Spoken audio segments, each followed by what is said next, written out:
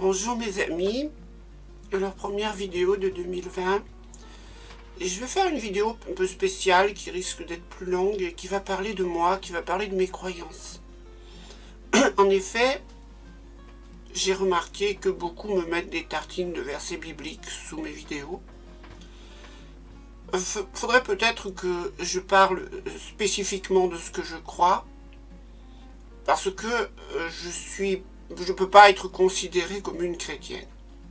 Je peux pas être considérée comme une chrétienne, et je vais vous expliquer pourquoi.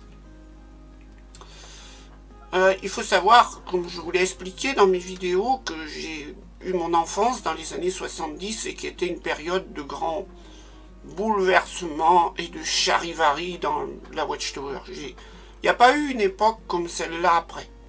Je ne sais pas pourquoi il y avait tant de barouf à cette époque, mais même avant 75, ça avait commencé avec des révoltes.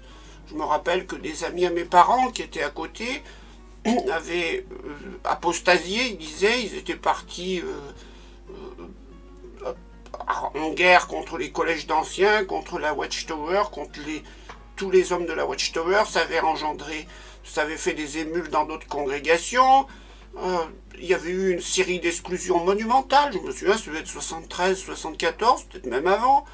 Après, ça a été chez nous, dans notre propre congrégation, il y a eu des révoltes contre les anciens, etc. Donc, mon éducation, ça a été de respecter les hommes de la Watchtower. Fallait respecter les anciens, fallait respecter les surveillants de circonscription, les surveillants de district, le président de la société Watchtower qui était Nathan Knorr. Fallait absolument respecter tous ces gens-là, c'était la priorité. Ce que j'entendais parler, c'était de respect de ces gens-là, et des pièges de Satan dans lesquels il ne fallait pas tomber. Mais de Dieu, finalement, j'en entendais très peu parler.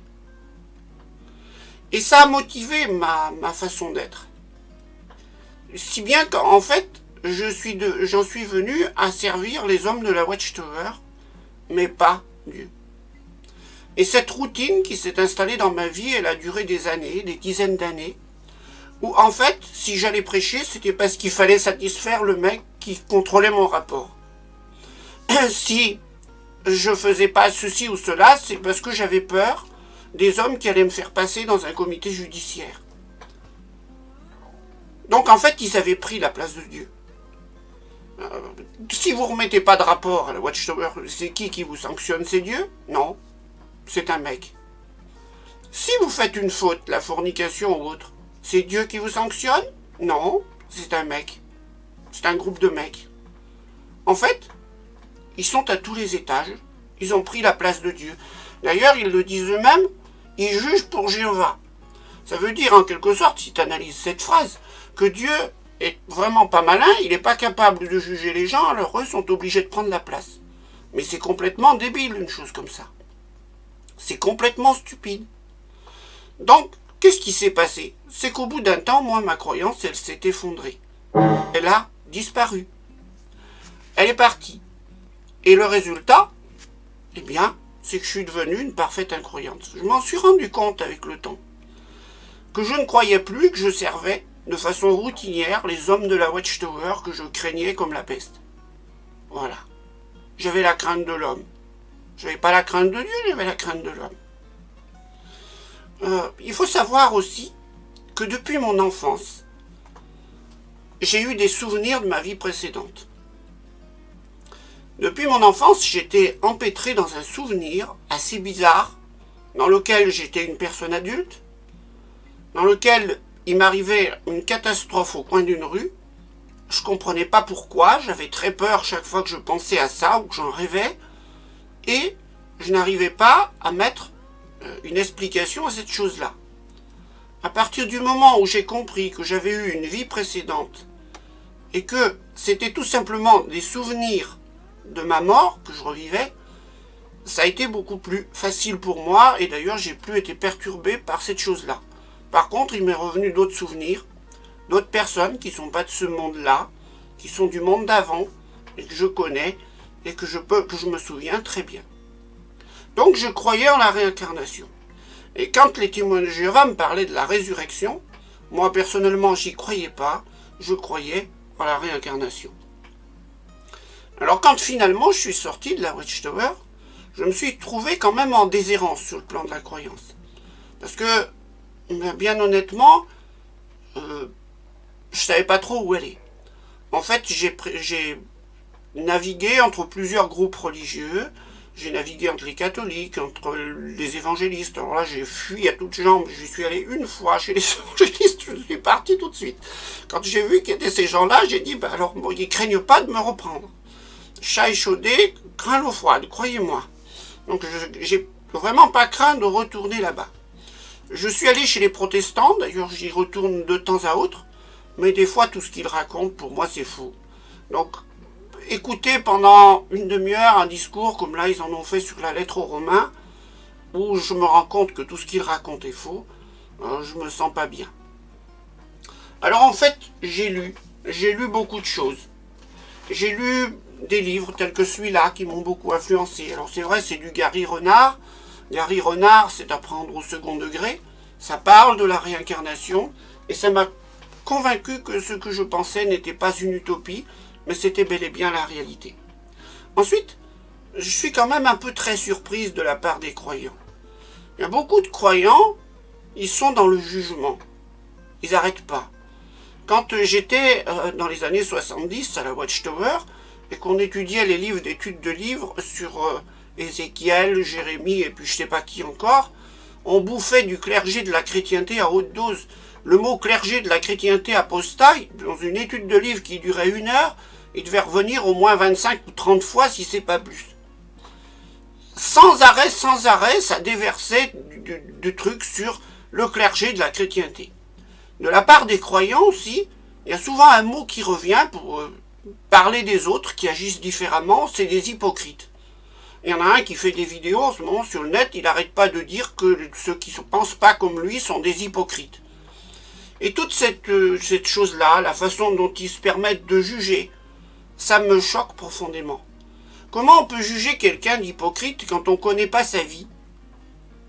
Moi, par exemple, on me taxe d'hypocrite parce que j'ai un sapin de Noël. Mais qu'est-ce que j'en ai à fiche du sapin de Noël? Qu'est-ce qu'on sait de ma vie? Je me suis occupé de mes parents jusqu'au bout, alors qu'ils étaient dépendants. Mon papa n'a pas fait un seul jour d'EHPAD. Parce que j'étais là, parce que j'étais à côté de lui. Il y en a combien qui font ça?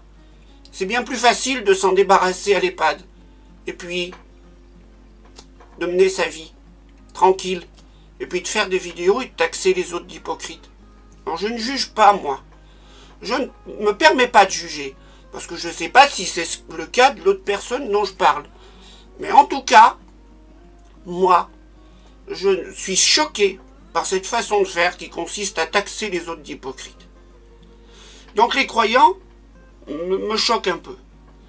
Donc finalement, j'en suis revenu à ce que je croyais juste. C'est-à-dire en la croyance, en la réincarnation. Alors du coup, je ne rejette pas la Bible. Mais je la considère comme elle doit être considérée, c'est-à-dire comme un bon livre, mais à prendre avec quand même des réserves. Voilà.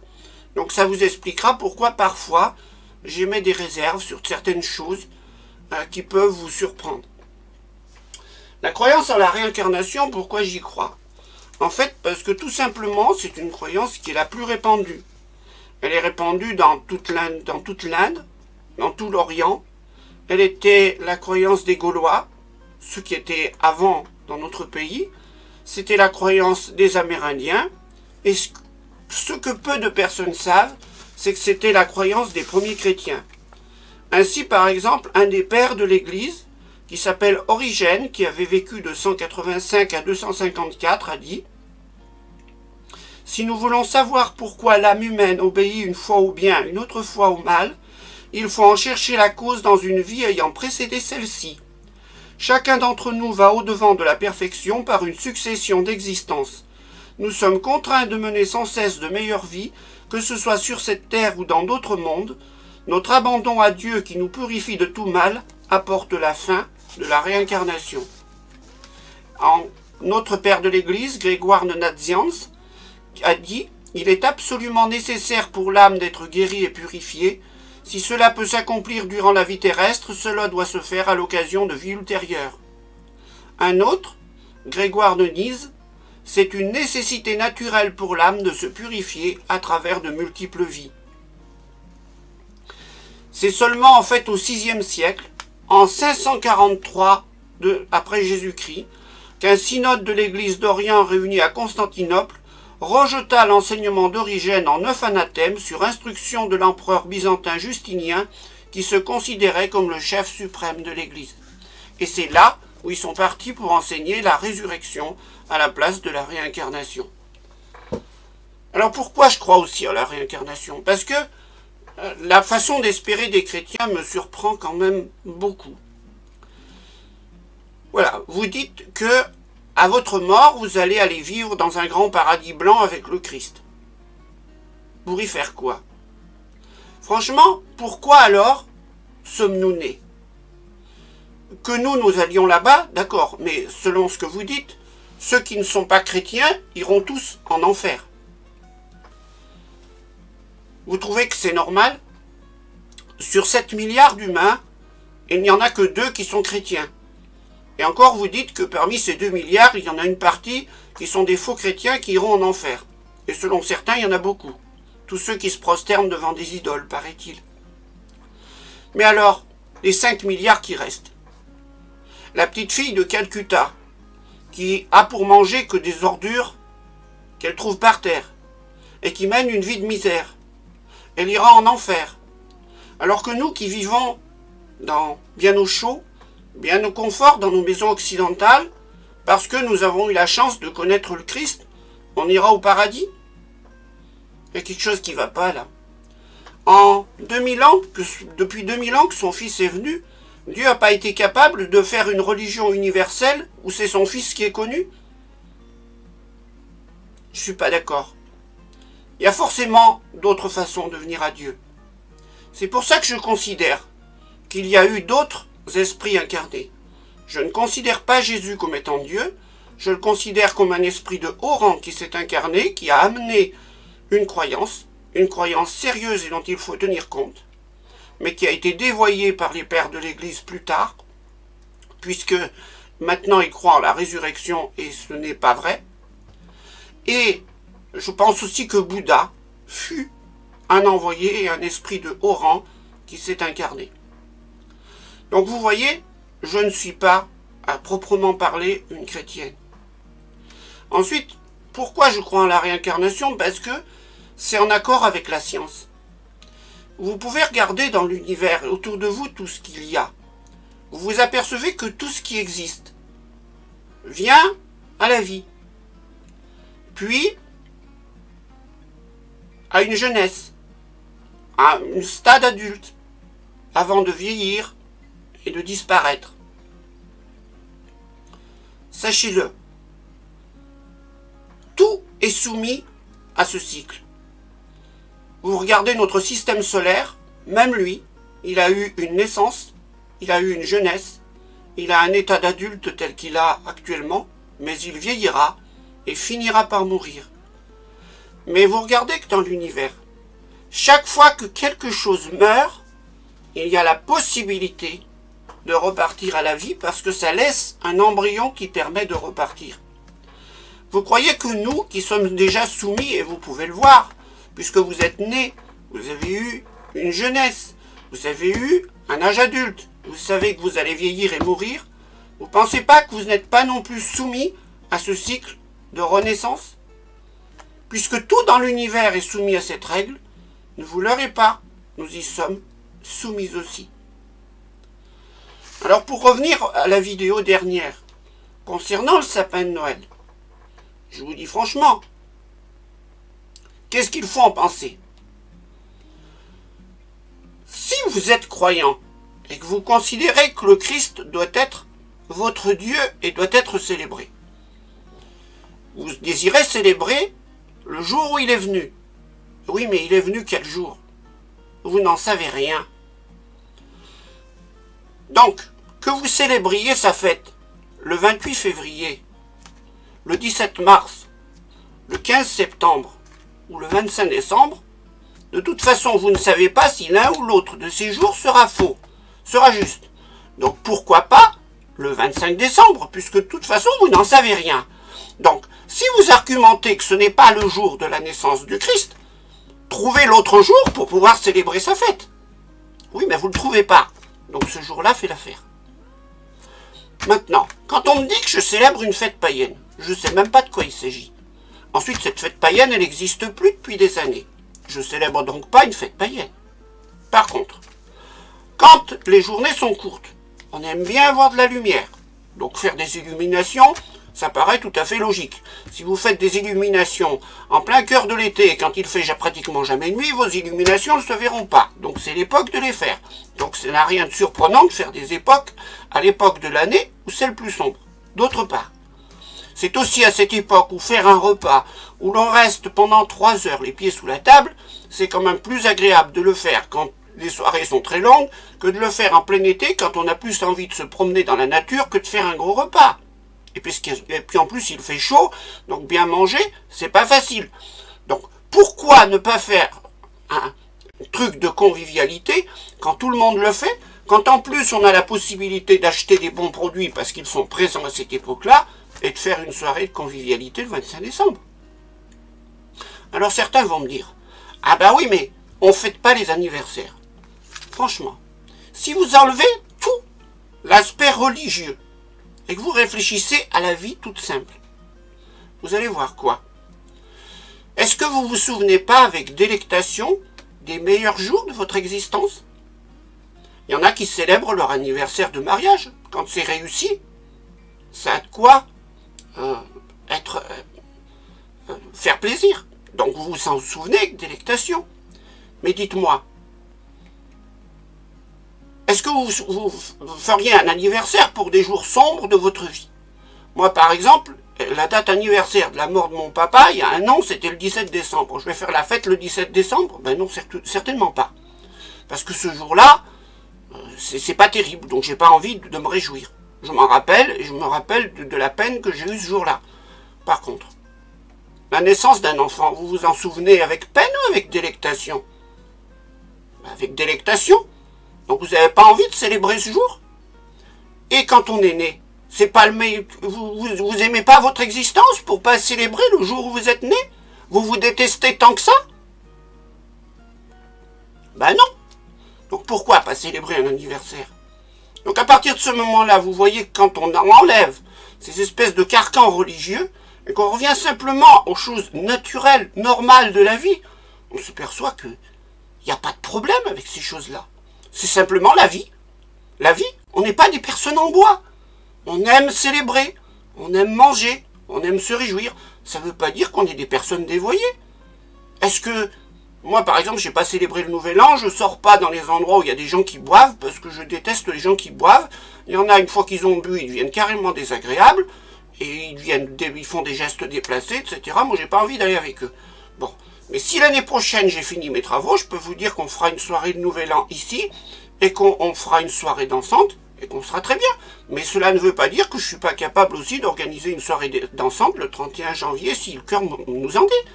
Le tout, c'est d'être entre amis, et de profiter de la vie.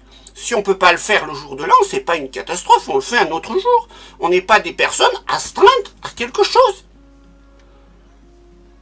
Donc, quand vous comprenez tout ça, vous comprenez un petit peu mieux la façon dont je vis et quelles sont mes croyances. Sachez aussi que le fait de croire cette chose-là et les lectures que j'ai eues m'ont influencé profondément dans ma vie pour faire disparaître mon ego. Qu'est-ce que ça veut dire? Ça veut dire qu'en quelque sorte, je me suis ouverte complètement au monde. Et à la différence des croyants qui sont intolérants, qui jugent les autres, moi je m'abstiens de juger les autres. Parce que je ne les connais pas. Je ne peux pas juger des personnes que je ne connais pas. Je ne connais pas leur cœur. Je ne connais pas leur vie. Je ne connais pas ce qu'ils ont vécu. Donc je ne juge pas. Je pardonne. Je pardonne volontiers toutes les crasses que l'on peut me faire et que des personnes m'ont faites. J'ai même plus de haine envers les témoins de Jéhovah. Par contre, j'aime rire. J'aime rire. Et parfois, si j'ai de l'humour acide envers les témoins de Jéhovah, c'est simplement parce que je ris. Il ne faut pas prendre les choses que je fais aussi au premier degré. J'aime beaucoup rire. Mais tout ça pour vous dire que je suis devenu une personne beaucoup plus cool. Je suis devenu aussi une personne qui me suis améliorée dans mes rapports avec les autres. Avant, j'avais beaucoup de grosses colères. Ça, j'ai laissé tomber. Il n'y en a plus. Chaque fois que je sens que j'ai un peu de pression qui monte, une méditation, un yoga, et tout s'apaise, tout est tranquille, et tout va bien. Donc, vous me connaissez mieux, vous savez ce que je crois, vous savez ma façon de vivre. Je ne suis pas une personne dévoyée, je suis une personne tranquille, je suis une personne qui essaye de faire le plus de bien possible autour de moi. C'est mon but, c'est mon objectif. Mais je ne suis pas une croyante conventionnelle, chrétienne, comme tous les autres le sont.